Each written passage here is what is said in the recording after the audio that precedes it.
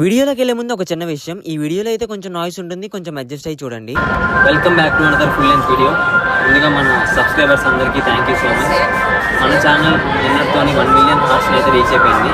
నిజంగా సబ్స్క్రైబ్ చేసిన ప్రతి ఒక్కరికి thank you so much.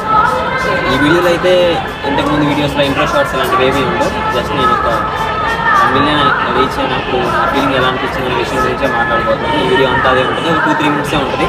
Video end వరకు చూడడానికి ట్రై చేయండి. సో ఈ 1 మిలియన్ నేను రీచ్ అయ్యానంటే, ఈ 1 మిలియన్ జర్నీలో నాకు ఎవరైనా సపోర్ట్ చేశారంటే ఆబ్వియస్లీ అది ఖచ్చితంగా మీరు ఫస్ట్ ప్లేస్ ఉంటారు. అండ్ నెక్స్ట్ ఇంకెవరంటే మీకు తెలుసు, మా ఫ్రెండ్సే. నేను యూట్యూబ్ ఛానల్ స్టార్ట్ చేసినప్పటి నుంచి నాతో ఉండి నేను ఏం చేసినా సపోర్ట్ చేస్తూ, నేను ఏం అడిగినా సరే అది కాదనకుండా, నేను ఎక్కడికి వెళ్ళకుండా నాతో కూడా వచ్చి నన్ను సపోర్ట్ చేస్తూ, నేను ఏది అడిగినా సరే నాకు కాదనకుండా నాతోనే ఉండి ఏదైనా చేయగలరని చెప్పి సపోర్ట్ చేసి మా ఫ్రెండ్స్ వాళ్ళే. సో 1 మిలియన్ నేను రీచ్ అయ్యాను అంటే మీ సపోర్ట్ వల్లే, మా ఫ్రెండ్స్ సపోర్ట్ వల్లే. లేకపోతే నేను 1 మిలియన్ ఇంత తక్కువ టైంలో అసలు అయితే రీచ్ అయ్యేవాడిని కాదు. అండ్ ఇంకోటి ఏంటంటే 1 మిలియన్ రీచ్ అయిన మూమెంట్ కూడా చాలా స్పెషల్ అనమాట. ఎందుకంటే నేను 1 మిలియన్ రీచ్ అయ్యే ముందు తిరుపతి వెళ్దాం అనుకున్నాను. తిరుపతి వెళ్ళి వచ్చేలోగా 1 మిలియన్ రీచ్ అయిపోతారులే, సో అప్పుడు మన సెలబ్రేషన్ ప్లాన్ చేయొచ్చు అనుకున్నాను. కానీ అసలు అది ఏంటో తెలియదు. కానీ ఆ వెంకటేశ్వర స్వామి బ్లెస్సింగ్స్ వల్ల ఏమనుకుంటా, తిరుపతి స్టార్ట్ అవ్వగానే ఆ స్టార్ట్ అయిన జర్నీలో ఉన్నప్పుడు 1 మిలియన్ రీచ్ అయిపోయారు. సో అది ఇంకెప్పటికీ మర్చిపోలేని మూమెంట్ అనమాట. సో వెంకటేశ్వర స్వామి దయ వల్ల 1 మిలియన్ ఆయన దగ్గరికి వస్తున్నప్పుడే దారిలో రీచ్ అయిపోయారు. అది నాకు ఆయన ఇస్తున్న బ్లెస్సింగ్ లాగా అనిపించింది. ప్రజెంట్ అయితే నేను తిరుపతిలోనే ఉన్నాను.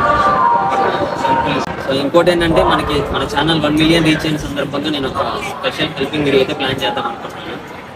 ఎప్పటి నుంచో అనుకుంటున్నాను, ఈ టైంలో 1 మిలియన్ కొట్టేసాను కాబట్టి 1 మిలియన్ ద్వారా ఒక స్పెషల్ వీడియో అయితే ప్లాన్ చేద్దాం అనుకుంటున్నాను. అది త్వరలో మీకు అనౌన్స్ చేస్తాను, ఏంటి అప్డేట్ అని అయితే దాని గురించి అప్డేట్ అయితే మీకు ఇస్తాను.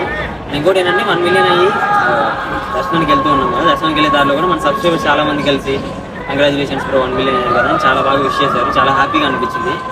సో నేను ఇంకా ఇలాగే సపోర్ట్ చేస్తూ ఉంటానని కోరుకుంటున్నాను.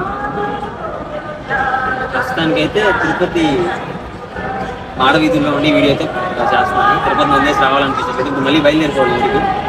ఆల్రెడీ మనం 100K అయినప్పుడు సెలబ్రేషన్గా సిల్వర్ ప్లే బటన్ వచ్చింది కదా, ఆ సిల్వర్ ప్లే బటన్ ఇక్కడే వెంకటేశ్వర స్వామి ముందైతే ఓపెన్ చేసాం. మళ్ళీ ఇప్పుడు మనం 1 మిలియన్ కొట్టేసాం ఆ స్వామి దగ్గర.